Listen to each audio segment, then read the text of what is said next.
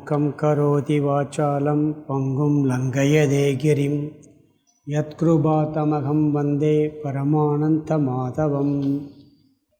இந்த அத்தியாயத்தில் பக்தியை பற்றி பார்த்துக்கிட்டுருக்கோம். இதில் கோபியர்களுடைய பக்தி, அவர்கள் பக்தியினால் மட்டுமே பகவானை அடைந்தார்கள். கோபியர்கள் பக்தியை பற்றி நிறையா பார்த்தோம். அவர்கள் பிரிவினால் துயரப்பட்டார்கள், பகவானுக்காக எல்லாவற்றையும் தியாகம் செய்தார்கள், பகவானிடம் இருக்கும்போது மிகவும் மகிழ்ச்சியுடன் இருந்தார்கள்.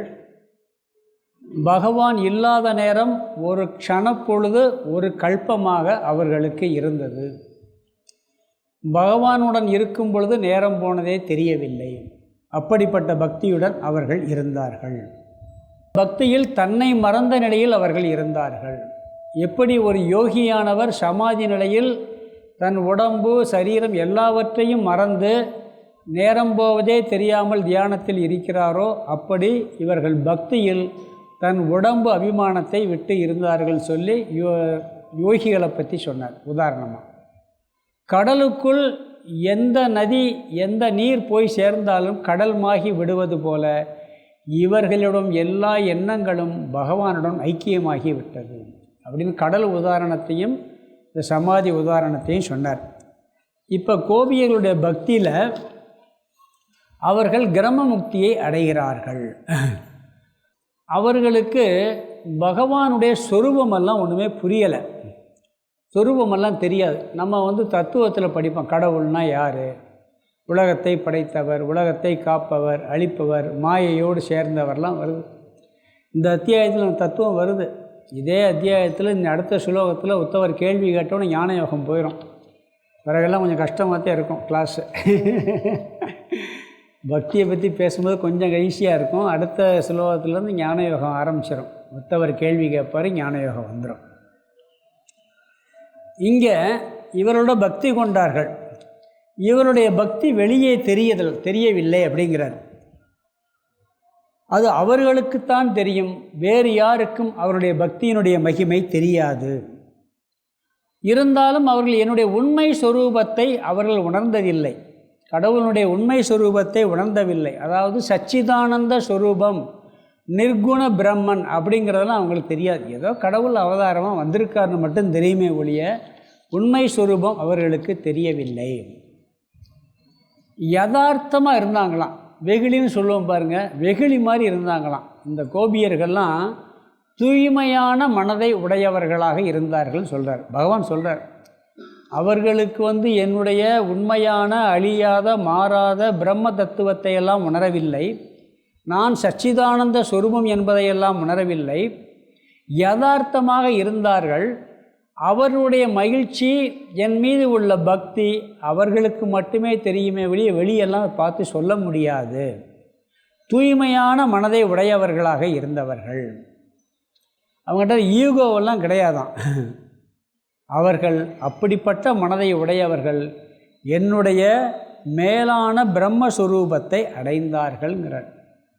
எப்படி அடைந்தார்கள்னா, இந்த பக்தியில் போய் ஞானம் இல்லாமல் மரணம் அடைந்தால் பிரம்மலோகம் சென்று அங்கு பகவான் தத்துவத்தை உபதேசிப்பாராம். அங்கே போய் மோட்சத்தை அடைவாங்களாம். அதுக்கு பேர் கிரம முக்தின்னு பேர். அப்படி இவர்கள் அந்த நிலையை அடைந்தார்கள் பக்தியினால். ஞான யோகத்தில் போனோம்னா இங்கேயே மோட்சத்தை அடைஞ்சிருவோம். இந்த உடம்பை விட்டு போகும்போது சமஷ்டியில் கலந்துரும், மீண்டும் எந்த லோகத்துக்கும் போக மாட்டோம். ஞான யோகத்துக்கு போகாமல் பக்தியோடு இருந்தால் அவர்கள் கிரம முக்தியை அடைந்தார்கள்.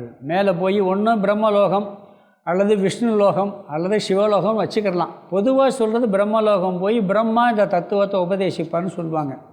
அப்படி அடைந்தார்கள்.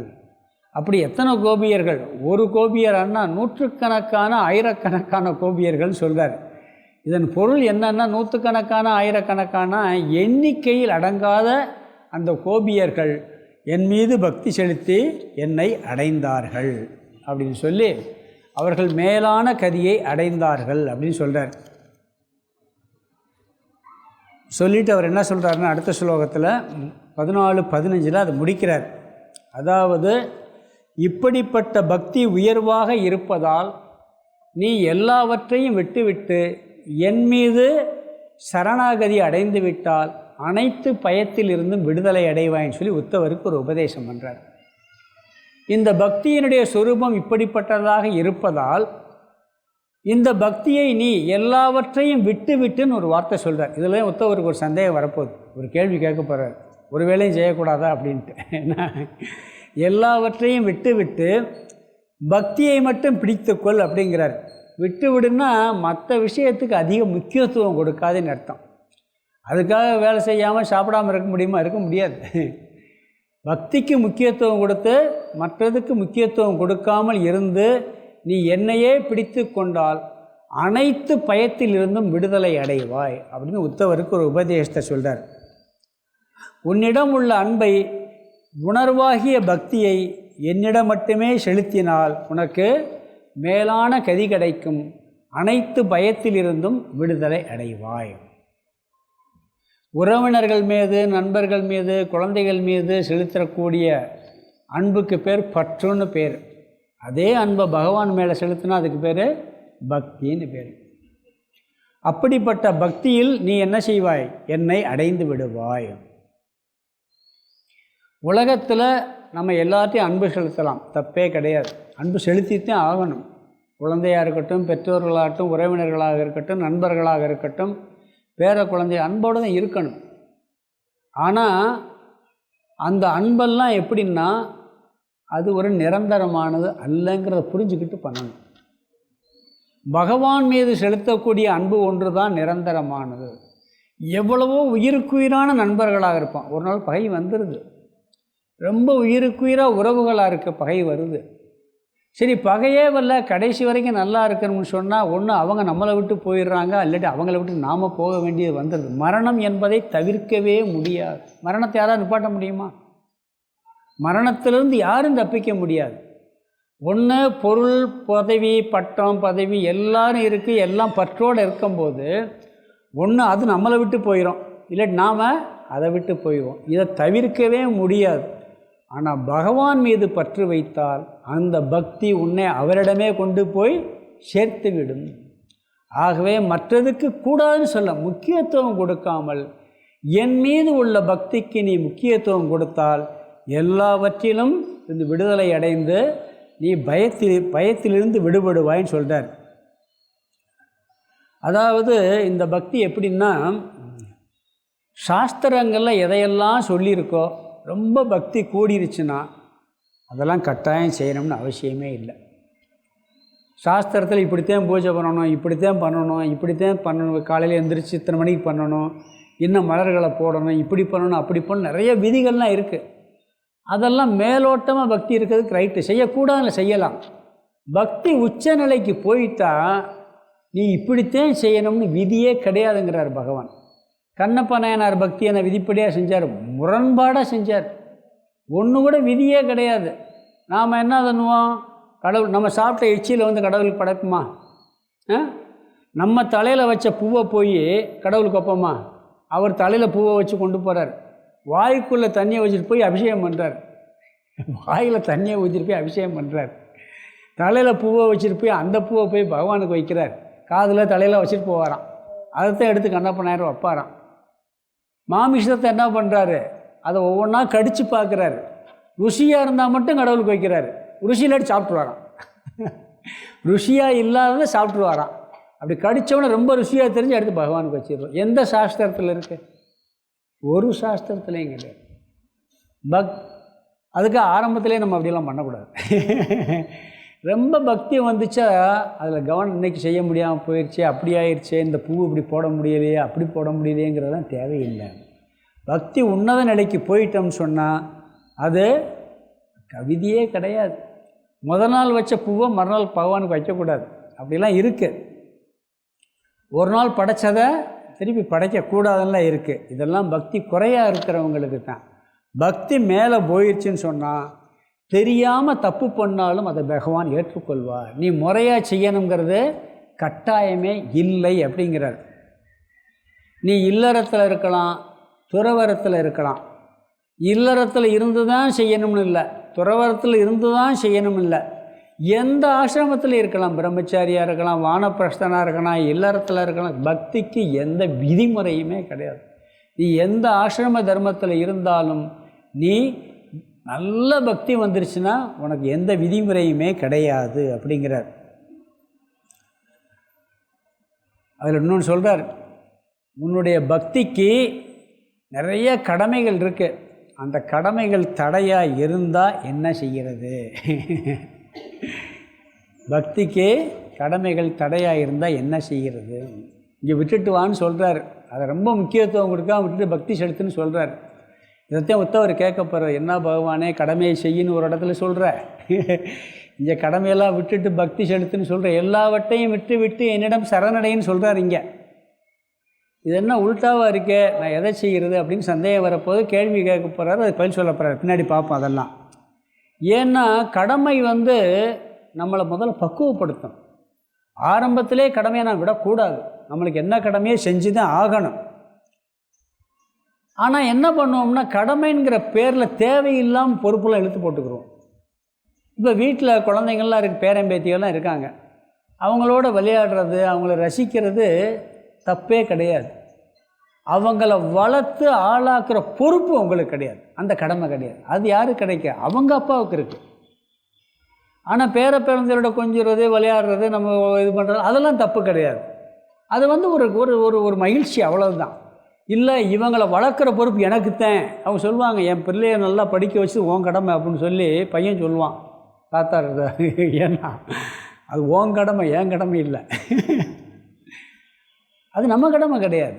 ஏதோ பார்த்துக்கிறலாம், செஞ்சுக்கிறலாமே ஒழிய கடைசி வரைக்கும் நம்ம பொறுப்பை ரொம்ப இழுத்து போட்டுக்கிறது. ஆவியை விட்டாலும் சாவியை விட மாட்டேன்னு உட்காந்துக்கிட்டு இருக்குது. அப்படி அழகாக கொடுத்து பழகணும். இப்படி என்ன சொல்கிறாருன்னு சொன்னால், இந்த கடமைகளிலிருந்தும் அழகாக விடுபட வேண்டும். சில பேர் வயசான பிறகு இது நம்மளுக்கு கடமைன்னு நினச்சிக்கிட்டு இருக்காங்க. கடமை கிடையாது அது. அதெல்லாம் நம்ம கடமை, அவங்களுடைய குழந்தை, நம்மளுடைய பையனுடைய கடமை அவன் பையனை வளர்க்குறது. நாம் என்ன நினச்சிக்கிட்டு இருக்கோம், இது பொறுப்பு என் தலையில் அமர்ந்துருச்சு அப்படின்னு சொல்லி. நம்மளுக்கு உடம்புல பலம் இருக்கந்தண்டியும் இந்த உலகம் நம்மளை பயன்படுத்தும். புரியுதா? உடம்புல வலு இருக்கந்தண்டி இந்த உலகம் பயன்படுத்தும், உறவினர்கள் பயன்படுத்தும். தப்பு இல்லை, ஆனால் கவனமாக இருக்கணும். அதில் எந்த அளவுக்கு அதில் இருக்குன்னு பார்க்கணும். நம்மளுடைய சாதனைகளுக்கு தடையாக இருந்தால் அதிலிருந்து மெதுவாக விலகணும். அது சொல்கிறார், மெதுவாக கொஞ்சம் கொஞ்சமாக விலகணும். இல்லை பற்று இல்லாமல் செய்ய பழகிக்கிறது. பற்றோட இது எனக்கு பொறுப்புங்கிற எண்ணம் வரக்கூடாது. ஏதோ இருக்கும், அவங்க ஹெல்ப் பண்ணுறான், அவ்வளவுதான். அந்த எண்ணத்தோடு செய்யணும். முற்றுப்புள்ளி நாம் தான் வைக்கணும். அவங்க யாரும் நீங்கள் உடம்பு இருக்கிறது வரைக்கும் அவங்க முற்றுப்புள்ளி வைக்க மாட்டாங்க. நம்ம ஒன்றுமே செயல்படாமல் போச்சு அவங்க முற்றுப்புள்ளி வச்சுருவாங்க. மற்றவங்க நம்மளுக்கு முற்றுப்புள்ளி வைத்து விடுவார்கள். பேரன் பேத்தி குழந்தைங்களாம் என்ஜாய் பண்ணுற கடமை இருக்குது நம்மளுக்கு. அதை நம்ம ரசிக்கலாம், சந்தோஷப்படலாம், அவங்களோட விளையாடலாம், ஜாலியாக இருக்கலாம். என்ஜாய் பண்ணுற கடமை இருக்குது, வளர்க்குற கடமை நம்மளுக்கு கிடையாது. புரியுதா? அதெல்லாம் கடமை எது இல்லைங்கிறத நம்ம கவனமாக புரிந்து கொள்ள வேண்டும். ஏன்னா நம்ம பிளாக்மெயில் பண்ணுவாங்க, என் பிள்ளையை வளர்த்து முடிக்கிற வரைக்கும் உன் கடமை அப்படின்னு சொல்லி பையன் என்ன பண்ணுவான், நம்மளை பிளாக்மெயில் பண்ணுவாங்க. அது கிடையாது. சில கடமையெல்லாம் நம்ம கற்பனை பண்ணிக்கிட்டு இருக்கோம். அப்படியெல்லாம் ஹோம் ஒர்க் போடுறது யாருடைய கடமை? பையனுடைய கடமை. அப்போ பையன் கஷ்டப்படுறேன்னு இவர் போட்டு வைப்பார் கணக்கெல்லாம். எங்கள் காலேஜில் ஒரு ப்ரொஃபஸரே இருந்தார், மேத்ஸ் ப்ரொஃபஸர். பயங்கர இன்டெலிஜென்ட்டு. பையன் ஒன்றுமே தெரியாது, அவனுக்கு கணக்கு தெரியலைம்மா, சொல்லிக் கொடுக்கணும், நீ படுறா நான் போட்டு வச்சுருவாரான். ஏன்னா அந்த ப்ரொஃபஸர் தம்பி என் கூட படித்தான். அவன் சொல்கிறான், எங்கள் அண்ணன் இப்படி பண்ணுவாருங்கிறான். பையன் போடுற கணக்கை இவர் போட்டு வச்சா எப்படி? பையனுடைய ஹோம்ஒர்க்கில் இவர் எழுதி வச்சா எப்படி இருக்கும்? அது நம்ம கடமை கிடையாது. கடமைன்னு சொல்லி நாம் இதெல்லாம் எடுத்துக்கிறோம். இதெல்லாம் என்னன்னு சொல்லுதுன்னா, சாஸ்திரம் சொல்லுதுன்னு சொன்னால், அதாவது ஆன்மீக முன்னேற்றத்திற்கு எந்த கடமை தடையாக இருந்தாலும் அதை பக்குவமாக கவனமாக கையாண்டு அதிலிருந்து விடுபட வேண்டும். சந்நியாச ஆசிரமத்துன்னு சில கடமை இருக்குது, அதெல்லாம் பார்த்து கவனமாக செய்யணும். இல்லைன்னு சொன்னால் சன்னியாசத்துலேயும் போய் பற்று இல்லாமல் செஞ்சோம்னு வச்சுக்கோங்களேன், பற்றோடு செஞ்சோம் அங்கே மாட்டிக்கிடுவோம். ஜனகர் யார்? ராஜா தான். அவர் கடமையால் தான் இருந்தார். ராஜ்யத்தையும் பரிபாலனை பண்ணார். ஆனால் அவர் எப்படி பண்ணார்னா, பட்டும் படாமல் அவர் ஞானத்தோடு பண்ணார். அது தப்பு இல்லை, ஞானம் இல்லாமல் அப்படி பண்ணக்கூடாது. நம்ம என்ன பண்ணுறோம், நிறைய போய் நீங்கள் பார்த்தீங்கன்னா நிறைய ஆசிரமங்களில் சன்னியாசிகளே போய் விவகாரத்தில் ஃபுல்லாக வெளியவே வர முடியாது. அப்படி மனசும் பற்றில் அதில் செய்கிறதில்ல தப்பு கிடையாது. ஆனால் என்னென்னா அதில் பற்று இல்லாமல் எந்த நிமிஷம் வேணாலும் தூக்கி போட்டு போகணும். நான் ஒன்று சொல்லியிருக்கேன், ஒரு சாமி பார்த்தேன் தபோவனத்திலே. நிறைய பேர் ஒரு மடத்துலேருந்து இன்னொரு மடத்துக்கு மாற்றினாங்கன்னா மாற்றிக்கிட்டே இருப்பாங்க. இன்னைக்கு இந்த ஆசிரமத்தை பார்த்துக்கிட்டு இருப்பாங்க, திடீர்னு அங்கே போயிருந்துருவாங்க. இதில் பூரா பற்று வந்திருக்கும் இருக்குது. இங்கே இருக்க ஆட்கள், இங்கே இருக்க வேலையாக எல்லாம் பற்று வந்திருக்கேன், விட முடியாது, போகிறதுக்கு மனசு வராது. நான் தேவிப்பட்டினத்தில் அதுக்கு ஒரு 1500 குழந்தைங்க படிக்கிறாங்க, ஒரு ஆசிரமம். அங்கே ஒரு சாமி பார்த்தேன். அவர் எப்படின்னா, நான் இப்போ நல்லா எனக்கு பழக்கம். அவர் பண்ணிக்கிட்டு இருக்கும்போது உள்ளே ரூம் போனால் பேசிக்கிட்டு இருந்தேன். அவர் தான் ரூமில் உட்காந்து ஒரு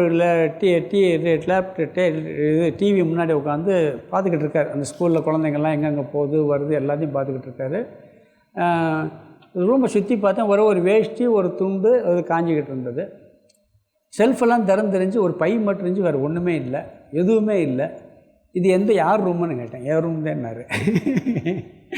ஒரு புஸ்தகம் வச்சுருந்தார். என்னன்னு கேட்டால் அவர் என்ன சொல்கிறார், ஒன்றுமே இது எப்படி இருக்கீங்கன்னா, ஏன்னா திடீர்னு போக சொல்லுவாங்க, எனக்கு 5 நிமிஷத்துக்கு ரொம்ப காலி பண்ணுறதுக்கு ஆகும்னார்.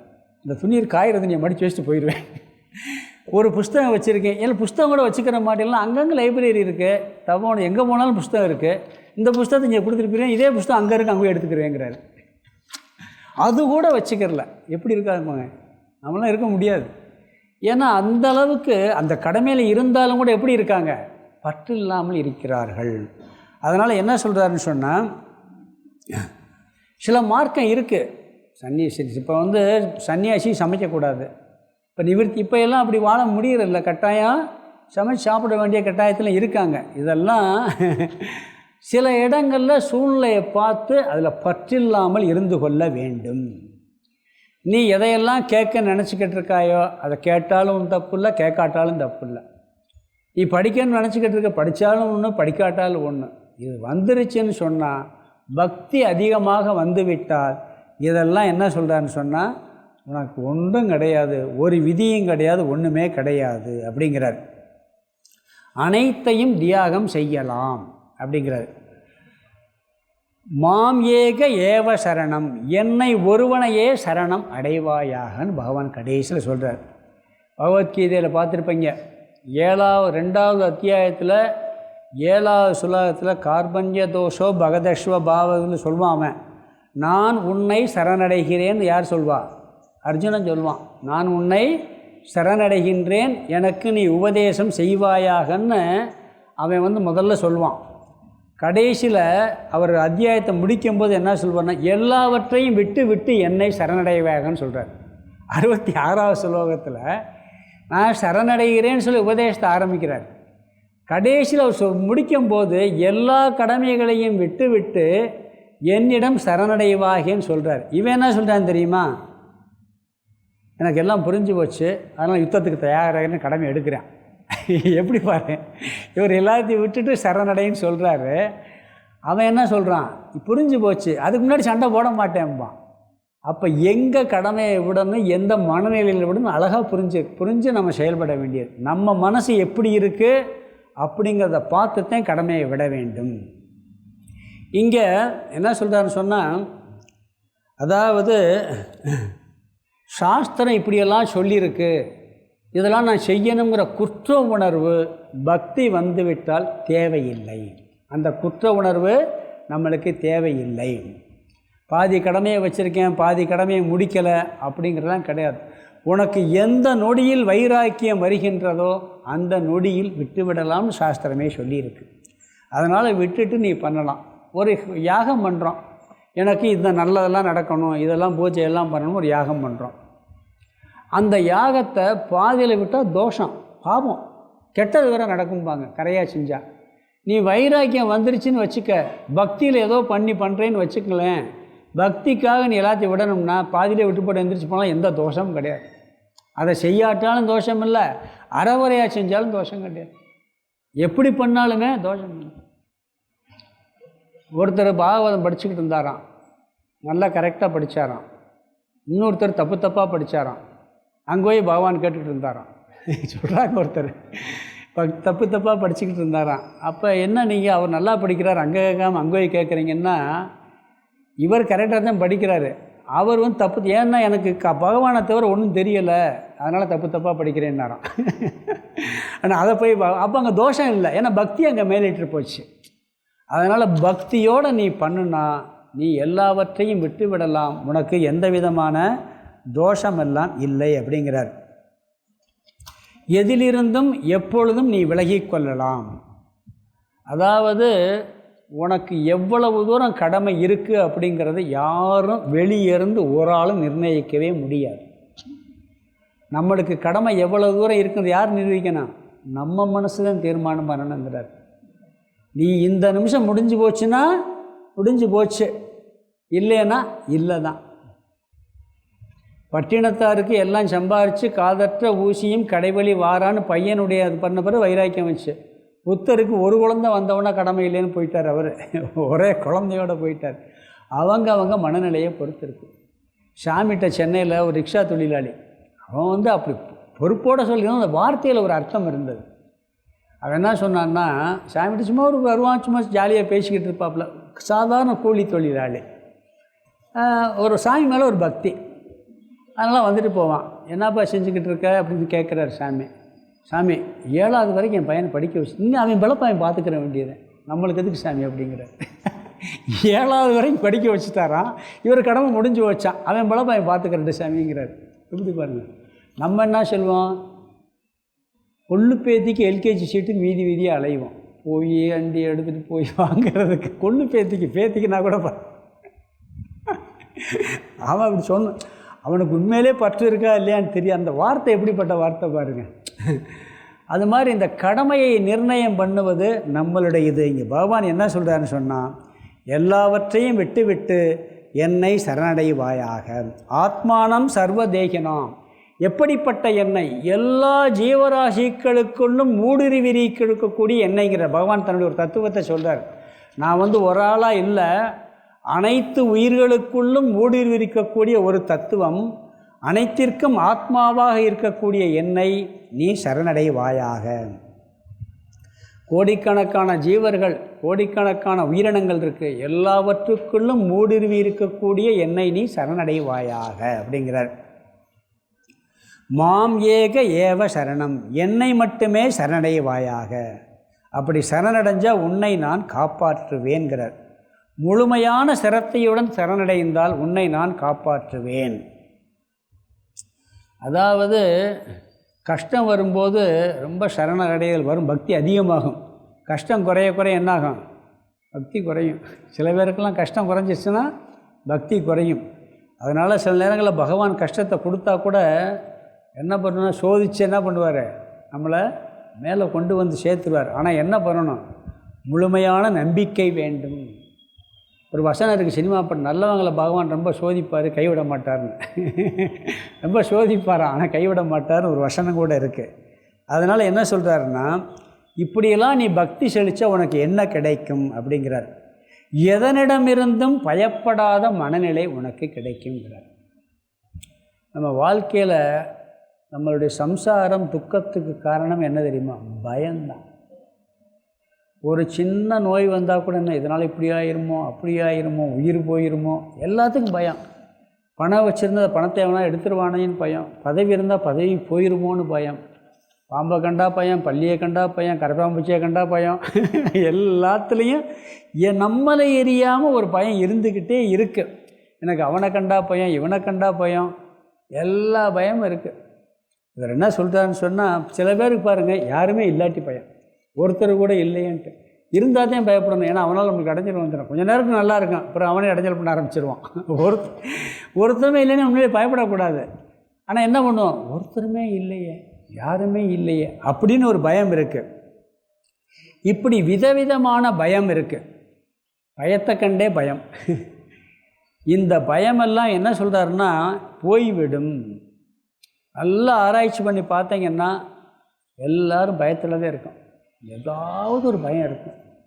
உறவினர்கள்ட்ட அது வந்தால் அதுக்கு இப்படி ஆயிருமோ, இதுக்கு அப்படி விசாரம் செய்து பார்த்தோம்னா ஒன்றும் ஒரு பிரயோஜனம் இருக்காது. இது என்ன சொல்கிறாருன்னா, இந்த பக்தியின் பலனாக எதனிடமிருந்தும் உனக்கு பயம் என்பது வரவே வராது.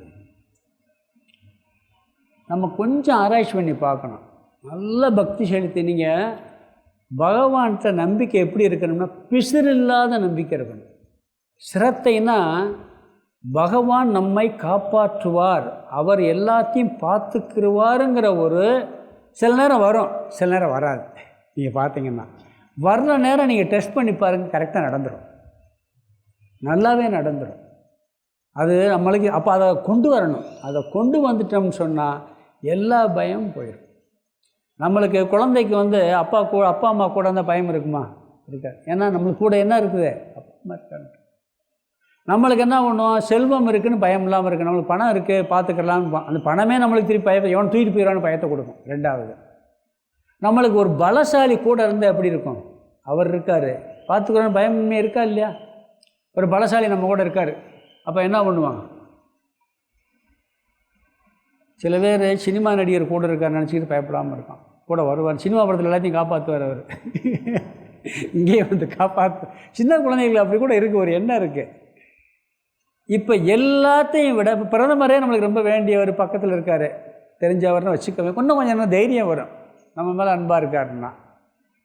சரி, இந்திரன் நம்மளுக்கு பழக்கம், இந்திரன் வர்றாரு போகிறாரு, நம்மளை கூப்பிட்டோன்னு வர்றாருன்னு வச்சுக்க, என்ன செய்கிறேன்? இந்திரனே நம்ம கூட வருவார்னா இன்னும் கொஞ்சம் இருக்கும். ஆனால் இந்திரனும் அறக்கடுக்கு பயந்துக்கிட்டு இருக்கான். என்ன புரியுதா? எல்லாத்தையோட பலசாலி யார் உலகத்தில்? பகவான். அவர் கூட இருக்கார் நினச்சா பயம் போகணும், போக மாட்டேங்குது. பகவான் சொல்கிறாரு, நீ அனைத்தையும் விட்டு விட்டு என்னையே சரணாகதி அடைந்தால் அனைத்து பயங்களிலிருந்தும் விடுதலை அடைவாய் அப்படிங்கிறார். உனக்கு பயமின்மை கட்டாயம் வந்துவிடுங்கிறார். பயம் பொதுவாக வருவதற்கு காரணம் அஞ்ஞானம்தான், அறியாமையினாலே நம்மளுக்கு பயம் வந்துக்கிட்டு இருக்கு. ஒரு படம் ஒரு ஸ்க்ரீனில் ஒரு படம் போட்டிருக்கு. அந்த படத்தில் என்னென்னா, ஒரு நாய் உட்காந்துருக்கு. நாய்க்கு 2 அடி தூரத்தில் பூனை நாயை பார்த்து சிரிச்சுக்கிட்டு உட்காந்துருக்கு. நாயை பார்த்து என்னைக்காவது பூனை சிரிக்குமா? நாயை பார்த்து எங்கேயாவது பூனை சிரிக்கிறது பார்த்துருக்கீங்களா? ஆனால் படம் வரைஞ்சிருக்கான் ஒருத்தன். எப்படி வரைஞ்சிருக்கான்னா, நாய் உட்காந்துருக்கு, நாயை 2 அடி தூரத்தில் பார்த்து ஒரு பூனை பார்த்து சிரிச்சுக்கிட்டு உட்காந்துருக்கு. அது கீழே ஒரு எழுதியிருக்கு. என்ன எழுதியிருக்குன்னா, பவர் ஆஃப் நாலேஜ். அதுக்கு ஒரு அறிவு வந்துருச்சான். என்ன அறிவுன்னா, அந்த பூனைக்கு உன்னை கட்டி போட்டிருக்காங்கப்பா, உன்னை என்னை ஒன்றும் பண்ண முடியாதுன்னு. அது கயரில் கட்டி போட்டிருக்கு நாயை. அப்போ என்ன அதுக்கு அறிவு வந்துருச்சான்? நீ என்னை ஏன்னா நீ கட்டி போட்டிருக்க. இவருக்கு அறிவு வந்துருச்சு, இந்த நாயால் நம்மளை ஒன்றும் அப்போ என்ன பண்ணுது? அது சிரிக்குது. இந்த ஒரு அறிவு வந்தவுடன் அதுக்கு பயம் போயிடுச்சு, பவர் ஆஃப் நான். அது மாதிரி ஒரு ஞானத்தின் சக்தி பூனைக்கு ஒரு ஞானம் வந்துருச்சு, கட்டி போடப்பட்டிருக்கிறதுன்னு சொல்லி. ஏன்னா அது அதுக்கு அழகாக தள்ளி உட்காந்துக்கிடுச்சு, ஒரு 2 அடி தள்ளி. இனி அதனால் ஒன்று நம்மளை இது அறிவினுடைய சக்தி அப்படிங்கிறார். இப்படி நம்மளுக்கு ஒரு ஞானம் வர வேண்டும். இந்த ஞானம் வந்துச்சுன்னு சொன்னால் என்ன பண்ணலாம்? ஒன்றும் பண்ண முடியும். நம்ம தத்துவத்திலே புரிஞ்சுக்கிறது என்ன தெரியுமா? இந்த உடம்பு தான் அழியும். ஒரு ஞானி வந்தாராம், ஒரு வெளிநாட்டிலேருந்து ஒரு சக்கரவர்த்தி, உன்னை வெட்டிடும், என்னை ஒன்றும் வெட்ட முடியாதுன்னாராம். நீ உடம்பத்தான் வெட்டுவ, என்னை வெட்ட முடியாது. என்ன உடம்பு வேறேன்னு பிரித்து பேசுகிறான்னாராம் அவர். நீ உடம்பத்தான் வெட்ட முடியும், என்னை வெட்ட முடியாதுன்னு சொன்னால் அவங்களுக்கு புரியலை. வெளிநாட்டுக்காரனுக்கு உடம்பு வேறையா அப்படின்னு புரிகிறான். இப்படி ஒரு பவர் ஆஃப் நாலேஜ், கடவுள் இருக்காருங்கிறதுக்கு ஒரு நாலேஜ், அவருடைய துணை இருக்கும் பொழுது அது பயத்திலிருந்து காப்பாற்றிவிடும். என்ன சொல்கிறாருன்னு சொன்னால், உண்மையிலேயே யாருக்கும் யாரையும் தீங்கு செய்யக்கூடிய சக்தி இல்லை.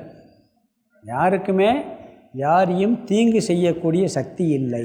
அதனால் என்ன சொல்கிறாருன்னா, என்னால் நீ எதை கண்டும் பயப்பட. ஒரு தத்துவத்தில் ஒன்று சொல்லுவாங்க, அது நம்மளுக்கு வர்றதில்லை, மனசில் வர்றதில்லை. ஒருத்தன் நம்மளுக்கு கெடுதல் பண்ணுறான், உண்மையிலே கஷ்டமாகத்தே இருக்கும், நம்மளுக்கு துரோகம் பண்ணுறான், நம்மளுக்கு துன்பத்தை கொடுக்குறான். இதுக்கு யார் காரணம்? அவன் தான் காரணம். நம்மளுக்கு ஒருத்தன் கஷ்டத்தை கொடுத்தா எனக்கு இப்படி பாடாக படுத்தி எடுக்கிறான், இப்படி படுத்தி எடுத்து என்னை கஷ்டம் போகிறான்னு சொல்லி அது மேலே விரோதம் வருது, வெறுப்பெல்லாம் வருது. இதை நம்ம சாதாரணமாக நீக்க முடியாது. என்ன தான் அறிவு வந்தாலும் கூட அந்த நேரம் வேலை செய்யாது, இருக்கத்தையும் செய்யும். கொஞ்சம் நேரம் ஒரு அறிவு வரணும். எப்படி வரணும்னா, நாம் அனுபவிக்கின்ற அனைத்து இன்பங்களுக்கும் அனைத்து துன்பங்களுக்கும் யார் காரணம்? நாம் தான் காரணம். நம்மளுடைய பாவம் அவன் மூலமாக வேலை செய்யுது, நம்மளுடைய புண்ணியம் அவன் மூலமாக இன்பத்தை கொடுக்குது, நம்மளுடைய பாவம் அவன் மூலமாக கஷ்டத்தை கொடுக்குது. ஒரு நாலேஜ். பாவம் கழியுதுன்னு பேசாமருன்னு சொல்லுவாங்க, புரியுதுங்களா? பகவானே என்ன பண்ணுவார், சில நேரங்களில் சில கஷ்டத்தை பாவத்தை கழிக்கிறது கொடுப்பார். கொடுத்துட்டு என்ன பண்ணுவார், திருப்பி நல்லா நினைப்பாங்க. எத்தனை பக்தர் நாயன்மார்கள் இவர் சோதிக்காது தான் படுத்தி எடுத்திருக்கார் கடவுள். படுத்தி எடுத்து என்ன பண்ணுவார், கடைசியில் நல்லதை கொடுத்துவார். அதனால் பகவான் ஏதோ ஒரு சில சோதனைகள் வரலாம், இருந்தாலும் கூட பகவான் இருக்கின்றார். நீ என்னிடம் சரணடைந்து விட்டால் உனக்கு அனைத்து பயமும் போகிவிடுங்கிற ஒரு அறிவு பகவான் கொடுக்கிறார். நீ என்னால் எதை கண்டும் பயப்படாதவனாக ஆகிவிடுவாய். என்னால் உனக்கு எதை கண்டும் பயப்படாத மனநிலையை கொடுக்க முடியுங்கிறார் பகவான். அதை கொடுக்க முடியும்.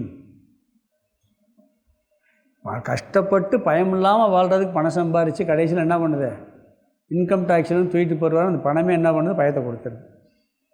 அவன் வந்துடுவானா இவன் வந்துடுவான்னு சொல்லி இவர் என்ன சொல்கிறாரு, என்னால் பயமற்ற மனதை உனக்கு கொடுக்க முடியும். அதற்கு என்ன செய்யணும், நீ என்னிடம் சரணடைய வேண்டும்.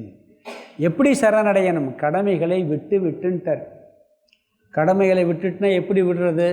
உடனே உத்தவருக்கு என்ன ஆயிடுச்சு, ஒரு சந்தேகம் வந்து விட்டது. என்னடா கடமையை செய்ய சொல்கிறாரு, கடமையை விட சொல்கிறாரு. நாம் எதை செய்கிறது, விடுறதா விடக்கூடாதா? இங்கே தான் ஒரு பெரிய எல்லாருக்கும் ஒரு டவுட்டு வருது, கடமையை விடுவதா விடக்கூடாதா? பகவானே ஒரு இடத்துல அங்கே என்ன சொல்கிறாரு, கடமையை செய்யுங்கிறாரு, கடமையை விடுங்கிறார். இங்கே கடைசியில் எப்படி முடிக்கிறார், பக்தியில், நீ என் மீது பக்தி செலுத்தினால் உனக்கு அனைத்து பயமும் போய்விடும்.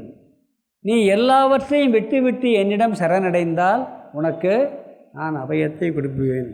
மகாபாரதத்திலோட சொல்லுவாங்க, திரௌபதி வெளியேறும்போது கடைசியில் என்ன ஒன்றுமே இல்லைன்னு கையை விரிச்சிருவா, வேறு வழியே இல்லைன்ட்டு. அது வரைக்கும் பகவான் வரமாட்டார், கற்றுன்னு கத்துவா. அது வேறு வழி இல்லைன்னு முடிஞ்சுன்னா அவர் காப்பாற்றிடுவார் அப்படின்னு சொல்லுவாங்க. அது ஒரு கதை உதாரணமாக சொல்லுவாங்க. அதனால் என்ன சொல்கிறாருன்னு சொன்னால், எல்லாவற்றையும் விட்டு நீ என்னையே சரணடைவாய்ங்கிறார். நம்ம விட முடியுமா? உத்தவருக்கே சந்தேகம் வருது, எப்படி நீங்கள் விட்டுன்னு சொல்கிறீங்க அப்படின்னு சொன்ன உடனே எந்த அடிப்படையில் விட வேண்டும்ங்கிறத அப்போத்தான் ஞான யோகத்துக்குள்ளே வர்றார். இங்கே பகவான் என்ன பண்ணுறது, அத்தியாயத்திலிருந்து சரணடைய வேண்டும், நம்ப வேண்டும், சிரத்தையோடு இருக்க வேண்டும், பக்தி இருந்தால் பயம் போகும், விட்டு என்பதனுடைய மீனிங் என்ன பண்ண போகிறார், எந்த அடிப்படையில்ங்கிற கருத்துக்கு சொல்ல போகிறாரு. அதனால் அடுத்த ஸ்லோகத்தில் என்ன கேட்குறாருன்னா, உத்தவர் ஒரு கேள்வியை கேட்கின்றார். என்ன கேள்வி? கடமையை விட சொல்கிற, கடமை இருக்க சொல்கிற அப்படின்னு சொல்லி கேள்வி கேட்க போகிறார். அதுக்கு பதில் சொல்ல போகிறார். இங்கே இது வரைக்கும் என்ன சொன்னால், பக்தி யோகத்தை சொல்லிவிட்டு ஞான யோகத்துக்குன்னே உள்ள நுழைய போகிறாரு. இது வரைக்கும் பார்த்த கருத்து என்னென்னா, முகவரியாக சில கருத்து பார்த்தோம் பக்தியை பற்றி. பக்தியினுடைய அளவுகோல் எப்படியெல்லாம் நிர்ணயிக்கப்படுதுன்னு பார்த்தோம். பக்தியினுடைய அளவுகோல் எப்படி நிர்ணயிக்கப்படுது, நாம் அந்த பக்திக்காக எவ்வளோ தியாகம் பண்ணுறோம், அந்த பக்தி இல்லைன்னா எப்படி துக்கப்படுறோம், பக்தியினால் எவ்வளோ சந்தோஷப்படுறோம், பக்தியில் இருக்கும்போது நம்மளுக்கு நேரம் போகிறதே எப்படி தெரியலைங்கிறது பக்தியினுடைய அளவுகோலை நிர்ணயிக்கும். இது கோபியர்களுக்கு வருது. இதெல்லாம் அது மட்டும் இல்லை, இந்த பக்தியினாலே மோட்சத்தை நிறைய அடைஞ்சிருக்காங்க. யாருன்னு கணக்கே கிடையாது. அசுரர்கள், ராட்சசர்கள், தேவர்கள், இந்திரர்கள், நாகலோகத்தில் இருக்கவங்க, கீழான பிறவியை எடுத்தவர்கள் எல்லாருமே பக்தியினால் மோட்சத்தினால் ஒரு லிஸ்ட்டு போட்டு சொன்னார். பிறகு அதில் கடைசியாக அந்த லிஸ்ட்டில் கோபியர்கள் வந்தார்கள். கோபியனுடைய பக்தி எப்படி இருந்தது, அவர்கள் தன்னை மறந்த நிலையில் இருந்தார்கள், என்னை பிரிந்தால் துயரப்பட்டார்கள், என்னிடம் இருக்கும் பொழுது நேரம் போகிறதே தெரியாமல் அவங்க அவ்வளோ ஆனந்தத்தோடு இருந்தார்கள் அப்படின்னு சொல்லி அவருடைய பக்தியெல்லாம் சொல்லிட்டு முடிவரையே என்ன சொன்னார்னா, பக்தி வந்தால் மற்ற சாதனைகளை விடலாம், கடமைகளை விடலாம், அப்படி விட்டு நீ சரணாகதி அடைந்தால் உனக்கு பயமின்மை என்ற ஒரு தன்மையை நான் தருவேன்னு சொல்லிவிட்டு எல்லாவற்றையும் விட்டு விடு அப்படின்னு சொல்லிட்டார். சொன்னவன்னு என்னாச்சு, உத்தவருக்கு சந்தேகம் வந்துருச்சுங்க. இப்போ உத்தவர் கேள்வி கேட்குறாரு. அடுத்து கொஞ்சம் கஷ்டமான டாபிக் வரப்போகுது. ஏன்னா ஞானத்தை பற்றி போதிக்க போகிறார். இது வரைக்கும் உத்தவ கீதையில் முதல்ல ஞானம் வந்துச்சு. இடையில அப்படியே கொஞ்சம் லிபரலாக சத்சங்கம், சத்புருஷர்கள், சத்குணங்கள் இப்படியே நிறையா வந்துருக்கு. ஞான யோக டாபிக் வரல. இந்த கேள்வி கேட்ட உடனே அந்த கேள்விக்கு ஞான யோகத்தின் மூலமாக பதில் சொல்லி இந்த அத்தியாயம் முழுவதும் நீ அடுத்த கேள்விக்கு பதில் சொல்கிற இந்த அத்தியாயம் முடிய வரைக்கும் சொல்லிவிட்டு இதை தொடர்ந்து ஹம்சகீதைன்னு ஒன்று வருது அடுத்த அத்தியாயத்தில். அதுவும் ஞான யோகன்னு தத்துவத்தை பற்றி நம்ம சொல்ல போகிறார். அதனால் கொஞ்சம் அலர்ட்டாக கொஞ்சம் புத்தியோடு இருந்து தீட்டினா தான் கொஞ்சம் இதெல்லாம் புரியும். இங்கே என்னன்னு சொன்னால், இந்த உத்தவர் கேட்ட கேள்வியை அர்ஜுனன் பகவத்கீதையில் பல இடங்களில் திரும்ப திரும்ப கேட்டிருக்கான். என்ன செய்வான் தெரியுமா? நான் கடமையை விடுறதா வேணாமா, செய்யவா செய்யக்கூடாதா? அவர் நீ எல்லாத்தையும் விட்டுட்டு சரணடைன்னு சொன்ன பிறகு நான் வேலையை செய்கிறேங்கிறான். பாருங்கள் எப்படி இருக்கு பாருங்கள். அது ரொம்ப பக்குவமாக புரியணும். கேள்வி எளிதானது தான், ஆனால் இதுக்கு சொல்கிற பதில் அவர் வேறு ஆங்கிலில் கொண்டு போய் சொல்கிறார். கடமையை செய்யலாமா, கடமையை விடவா? கேள்வி இதுதான்.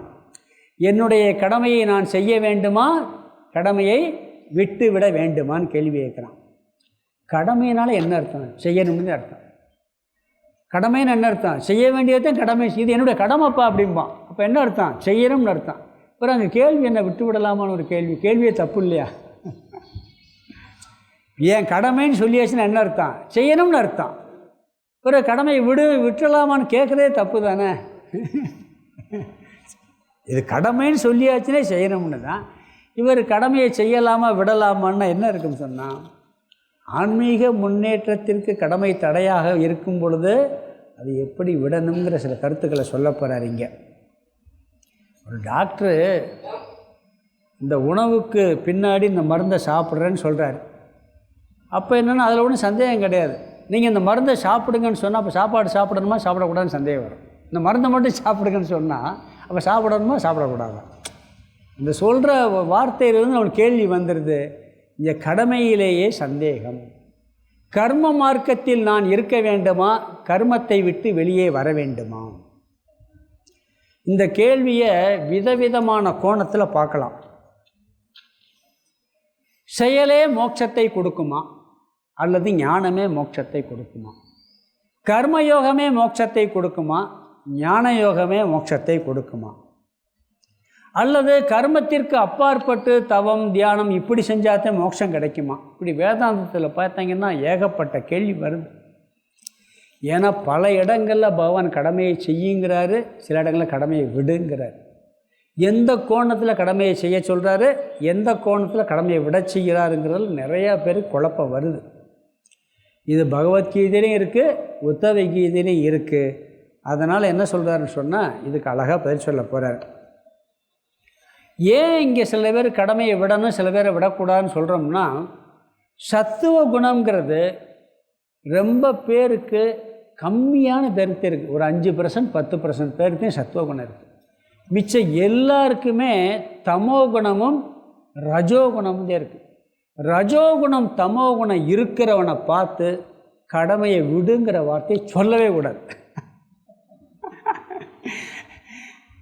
இப்போ காலையில் நம்ம எந்திரிக்கிறோம், எஃப்எம் ரேடியோ கேட்பீங்களா? 5 மணிக்கு திருப்பினீங்கன்னா அப்படியே பக்தி பாடல் பரவசமாக இருக்கும். ஒரு 6:30க்கு மேலே தொடர்ந்து பக்தியை பாட போட்டால் ரேடியோ டொப்புன்னு ஆஃப் பண்ணிட்டு போயிடுவோம். ஏன்னா அதுக்கு மேலே கேட்க முடியாது. ஏன்னா அப்போ தான் சத்துவகுணம் இருக்குது. 1 மணி நேரம் அந்த சத்துவகுணம் இருக்கும்போது வேறு பாட்டை பாடாலும் நம்மளால் கேட்க முடியாது. நீங்கள் சத்துவகுணம் இருக்கும்போது எஃப்எம் ரேடியோவில் வேறு ஏதாவது பாட்டு பாட கேட்க முடியுமா? சோக பாட்டு போனால் போகட்டும் போனான்னு கேட்பீங்களா? சத்துவ பாட்டு கேட்க முடியாது. இல்லை வேறு ஏதாவது ஒரு நல்ல ஒரு ஜாலியாக பாட்டு பாட்டு கேட்க முடியாது. அந்த நேரம் சத்துவ குணம் இருக்குது, நல்ல ஆன்மீக பாட்டுக்கு அதவே தொடர்ச்சியாக்கல் என்ன ரஜோகுணம் ஆரம்பிச்சிடும். பிறகு மத்தியானம் கொஞ்சம் தமோ குணம் போகும். பிறகு 10 மணிக்கு தமோ குணம் வந்துடும். பெரும்பாலும் நம்ம வாழ்க்கையிலேயே கொஞ்ச நேரம் தான் சத்துவ குணத்தில் இருக்கும். அவனை போய்கிட்டு நீ கடமையை விடுன்னு எப்படி விட முடியும்? அவங்களுக்கு அந்த உபதேசம் அவங்களுக்கு கிடையாது முதல்ல. அதனால் என்ன சொல்கிறாருன்னு சொன்னால், சத்துவ குணத்தில் யாரால் அதிகமாக இருக்க முடியுது அவங்களுக்கு தான், மற்றவங்களுக்கு கடமையை விட சொல்லவில்லை. தமோகுணம் ரஜோகுணம் அதிகமாக இருந்தால் அவனிடம் போய் நீ கடமையை செய்யாதேன்னு சொன்னால் என்ன பண்ணுவான் தெரியுமா? சினிமா போயிடுவான். வேறு ஏதாவது ஜாலியாக இருக்க போயிடுவான். அவன்கிட்ட போய் கடமையை விடுன்னு சொல்லக்கூடாது. ஏன்னா அவன் என்ன பண்ணுவான், சரி நம்மளை வேலை செய்யக்கூடாதுன்னு சொல்லிட்டாங்க அப்படின்ட்டு கோயிலுக்கு போனால் பரவாயில்ல. அவன் என்ன பண்ணுவான், கோயிலுக்கு போவானா இல்லை வேதாந்தம் கேட்பானா? கேட்க மாட்டான். அவனை என்ன பண்ணணும், நீ கடமையை செய்யுன்னு சொல்லணும். அதனால் என்ன சொல்லுதுன்னா, பொதுவாக ஆரோக்கியம் இருக்கிறது வரைக்கும், சத்துவகுணம் மேலோங்கும் வரைக்கும், ரஜோகுணம் தமோகுணம் இருக்கும் வரைக்கும் கடமையை விடக்கூடாதுங்கிறதும் பதில். ஆனால் மோட்சங்கிறது எங்கே கிடைக்கும், ஞானத்தில் தான் கிடைக்கும். அதுவும் சொல்ல போகிறார். எப்படிலாம் சொல்ல போகிறார். அதே பகவான் கடமையை விடக்கூடாதுன்னு சொன்னவர் என்ன பண்ணுறார், ஒரு இடத்துல நீ கடமையை விட்டு விடு அப்படிங்கிறார். விட்டு விட்டு என்னிடம் நீ சரணாகதி அடைவாயாக அப்படிங்கிறத சொல்கிறார்.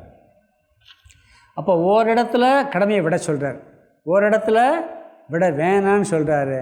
அதனால் இவனுக்கு என்னென்னா சந்தேகம் வந்து விடுகிறது. ஒருவன் கடமைகளில் இருந்து கொண்டே மோட்சத்தை அடைய முடியுமா கேள்வி, அல்லது கடமையை விட்டு விட்டுத்தான் மோட்சத்தை அடையணுமா? குழப்பம் வருது.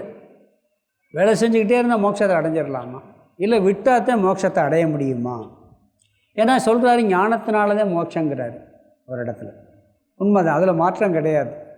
ஆனால் ஞானத்தை அடைஞ்ச பிறகு கடமையில் விடுறது கடமையை நல்லா செய்கிறவங்களும் இருக்காங்க. ஜனகர் அப்படித்தான் பண்ணார். ஞானத்தை அடைஞ்ச பிறகு தெரிஞ்சார். நீ எந்த மனநிலையில் இருக்கிறாய் என்பதை பார்த்துத்தான் இதை நிர்ணயிக்க முடியுங்கிறது இங்கே சொல்ல போகிறார். இங்கே சாஸ்திரம் என்ன சொல்லுதுன்னா, மோட்சங்கிறது ஞானத்தில் தான் கிடைக்கும். அதில் மாற்று கருத்துக்கே இல்லை. வெறும் கர்மத்தில் மட்டும், கர்ம யோகம் மட்டும் செஞ்சுக்கிட்டு இருந்தால் மோட்சம் கிடைக்கவே கிடைக்காது. மனப்பக்குவம் கிடைக்கும், தூய்மை கிடைக்கும், ஞான யோகத்துக்கு தகுதி கிடைக்கும். ஒரு குறிப்பிட்ட காலம் பக்குவம் அடைந்த பிறகு அதிலிருந்து விலகி வந்து ஞான யோகத்துக்குள்ளே வந்து தத்துவத்தை புரிஞ்சு அதுக்கு பிறகு நீ கர்மத்தை செய்யலாம், செய்யாமல் இருக்கலாம். அதனுடைய சாய்ஸ் அது. அதுக்கு பிறகு செஞ்சேன்னா இது பற்று இருக்காது உனக்கு, அந்த கடமையில் பற்று இருக்காது. இங்கே உத்தவர் நேரடியாக சந்தேகத்தை கேட்கல.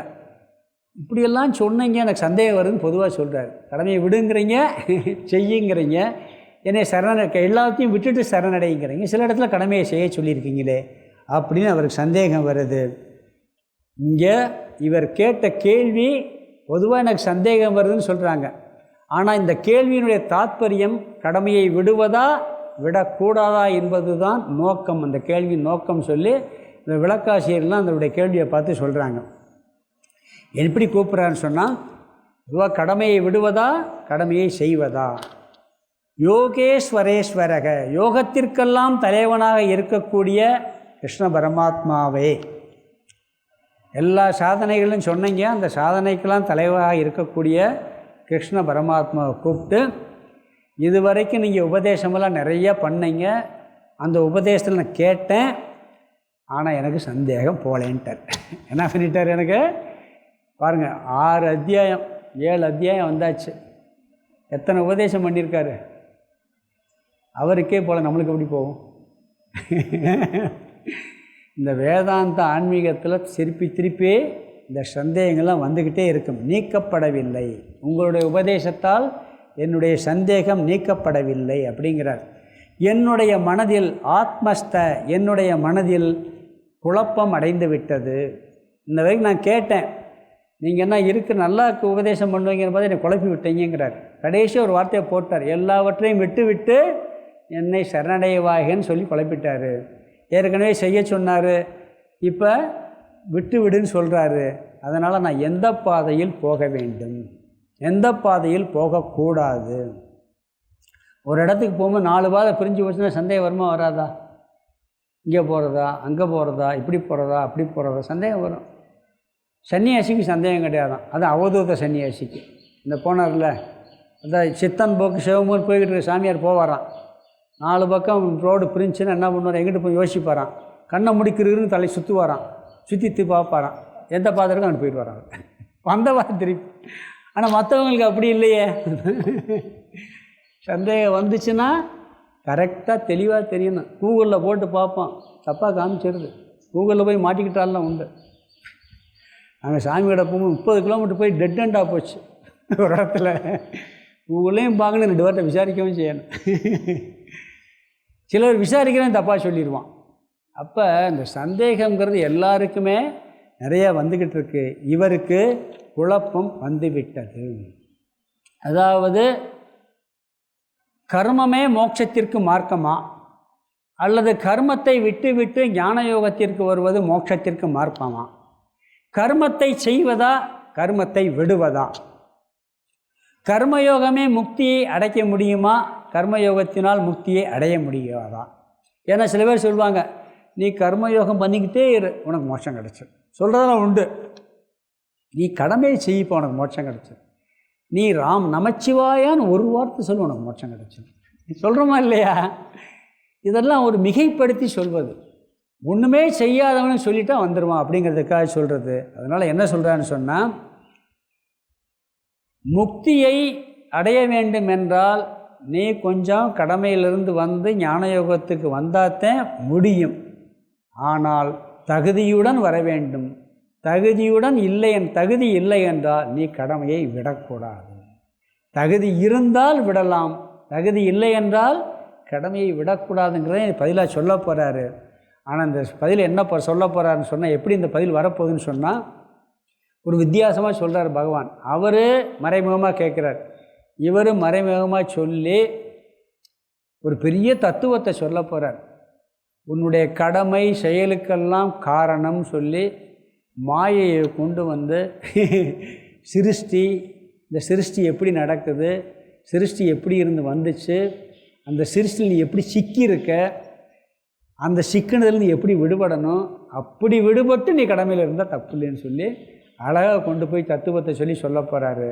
அது அடுத்த ஸ்லோகத்திலிருந்து பகவான் ஞானயோக மார்க்கத்திற்கு வருகிறார். மாண்டூக்கிய உபனிஷத் இருக்கிறதுலே கஷ்டமான உபனிஷத். அதில் ஒரு சிருஷ்டி தத்துவம் சொல்லப்பட்டிருக்கு. அந்த தத்துவத்தை இங்கே கொண்டு வந்து சிருஷ்டி எப்படி ஆரம்பிக்கிறது, கடமை எப்படி வருகிறதுன்னு சொல்ல போகிறார். கடமை எப்படி வருதுன்னு சொல்லி அந்த கடமைக்கு காரணம் என்ன, அந்த கடமைக்கு காரணம் சிருஷ்டிக்கு காரணம் மாயை, அந்த மாயை எப்படிப்பட்டது, அந்த மாயையிலிருந்து நீ கட்டுப்பட்டு இருக்கிறாய், அதிலிருந்து விடுபட்டு நீ கடமையை செய்ய வேண்டும் சொல்லி கொண்டு போய் அழகாக முடிக்க போகிறாரு. தத்துவம் இந்த அத்தியாயம் முழுவதும் ஞான யோகம். அதனால் நம்ம அடுத்த அந்தர்யோகத்தில் பார்க்கலாம். இதோட முடிச்சுக்கலாம்.